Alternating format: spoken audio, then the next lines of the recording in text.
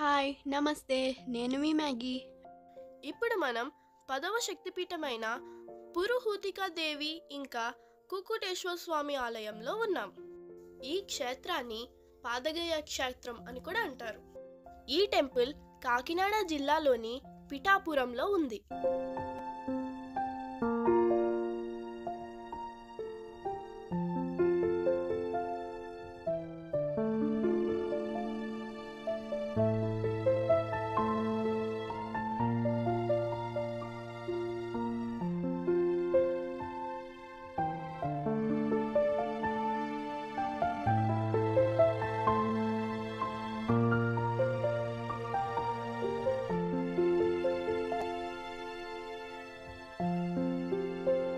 ఇక్కడ అమ్మవారి యొక్క నడుము వెనక క్రింది భాగం పడిందంట.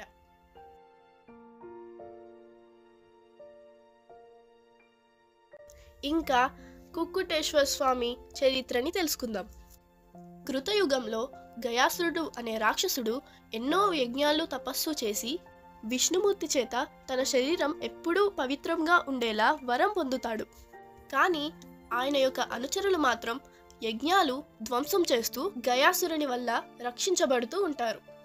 యజ్ఞాలు జరగక, వర్షాలు కురవక, పంటలు పండక, కరువు ఏర్పడడంతో దేవతలంతా త్రిమూర్తులకు వేడుకొనగా ప్రత్యక్షంగా కాకపోయినా పరోక్షంగా ఈ సమస్యకి కారణం గయాసురుడే కాబట్టి తనను సంహరించాలని తలచి త్రిమూర్తులు 3 బ్రాహ్మణులుగా గయాసురుడు వద్దకి వచ్చి, మేము లోక శ్రేయస్సు కోసం యజ్ఞం చేయదలిచాము. అందుకు ఈ లోకంలో పవిత్రమైన ప్రదేశం నీ శరీరం అని తలచి నీ వద్దకు వచ్చాము అని అనగా, అందుకు గయాసురుడు ఎంతగానో సంతోషించి తన శరీరాన్ని పెద్దదిగా చేసి తలభాగం బీహార్ గయ దగ్గర, వక్షస్థానం ఒరిస్సా జాజ్పూర్లోని, ఇంకా పాదాలు ఆంధ్రప్రదేశ్ పిఠాపురంలో వచ్చేలా పడుకుంటాడు.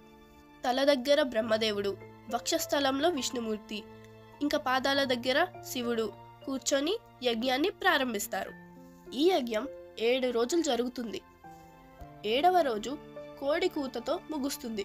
అంతవరకు నువ్వు లేవకూడదు, లేస్తే నేను నిన్ను సంహరిస్తాను అని విష్ణుమూర్తి గయాసురునికి షరతు పెడతారు.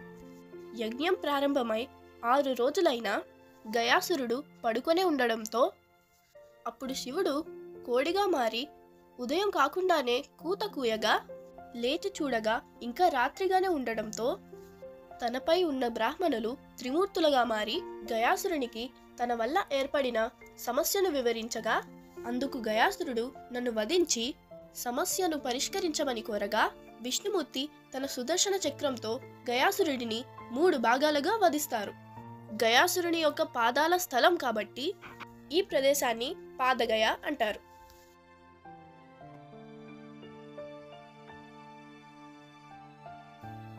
ఈ శివరాత్రికే ఈ గుడికి ఎందుకు వచ్చామో తెలుసా?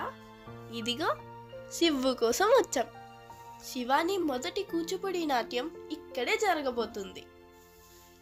మా మొదటి నాట్య ప్రదర్శన ప్రసిద్ధ క్షేత్రాల్లో జరగాలని మా అమ్మ కోరిక.